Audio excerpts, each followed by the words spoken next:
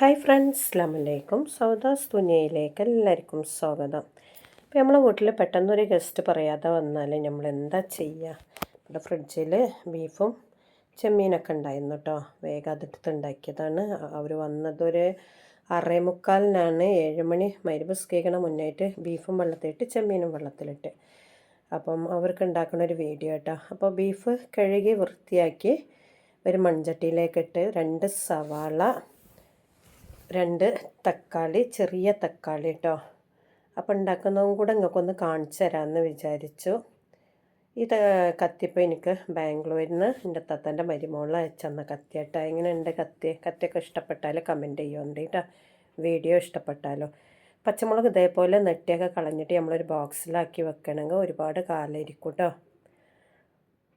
പച്ചമുളക് ഇട്ടു, കറിവേപ്പിലിട്ടു, അടുത്ത ചെമ്മീനുണ്ട് നമ്മൾ കഴുകി വൃത്തിയാക്കി കേട്ടോ. അതൊക്കെ വീഡിയോയിൽ കാണിച്ചു തരാൻ ഉണ്ടാക്കണം അതൊക്കെ. അപ്പോൾ ഇതിലേക്ക് ഒരു വലിയ ടീസ്പൂണ് കുരുമുളകും പൊടിച്ചതും ഇട്ട് എന്നിട്ട് നല്ലോണം ഒന്ന് കൈകൊണ്ട് മിക്സ് ചെയ്യണം.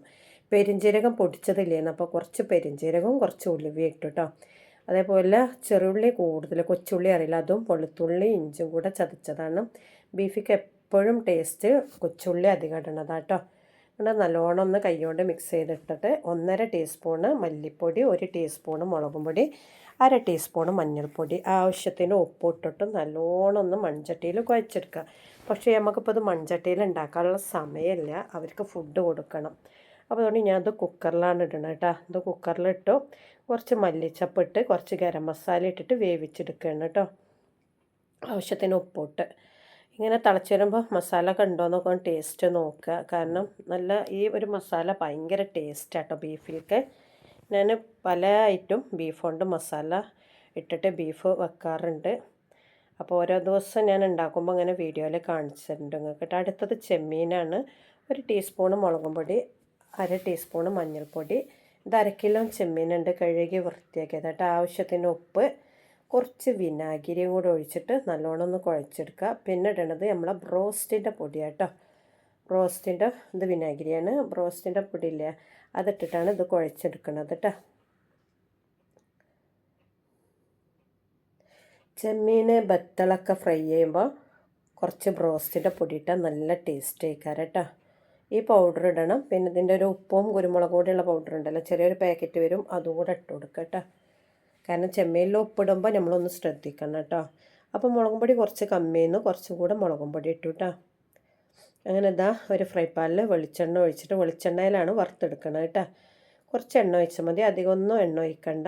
ഇങ്ങനെ മുങ്ങിപ്പൊരിക്കാനുള്ള എണ്ണ ഒന്നും ഒഴിക്കണ്ട കേട്ടോ. ചെമ്മീൻ ഇതേപോലെ ഓരോന്നാക്കിയിട്ട് എണ്ണയിൽ ഇട്ട് കൊടുക്കുക. അതിന് ശേഷം മറിച്ചിട്ട് കൊടുക്കുക കേട്ടോ. അതിൻ്റെ ഇടയിൽ നമ്മളെ ബീഫ് അവിടെ കിടന്ന് വേവുന്നുണ്ട്. ബീഫ് ആദ്യത്തെ 3 വിസിൽ വന്നതിന് ശേഷം തീ കുറച്ചിടല കേട്ടോ.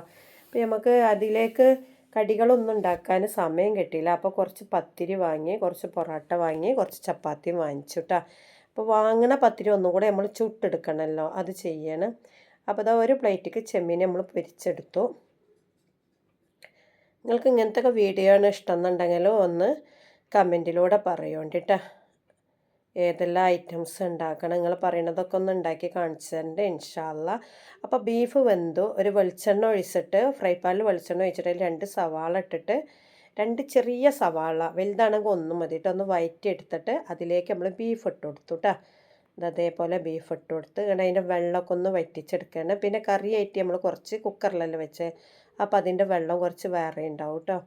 അപ്പോൾ ഇതൊന്നുണ്ട് ഒരു പെരട്ട് രൂപം എന്നൊക്കെ അറിയില്ല, കുറഞ്ഞ വെള്ളത്തിൽ അങ്ങനെയാണ് ഇപ്പോൾ ബീഫാക്കിയെടുത്തത്. ചെമ്മീനൊക്കെ പൊരിച്ച് കോരി. ഇൻഷാ അല്ലാ നമ്മൾ പുതിയൊരു വീഡിയോ ആയിട്ട് നമുക്ക് കാണാം.